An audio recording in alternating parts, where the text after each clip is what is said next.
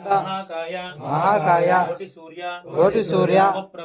नमप्रभ निर्विघ्नं कुरु मे देव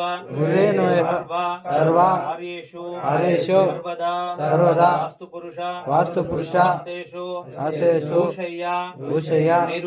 नैऋति प्रभो अस्मिन्नो मम कुटुम्बानां दिने धनकनक वस्तुवाहन व्यवसाय व्यापार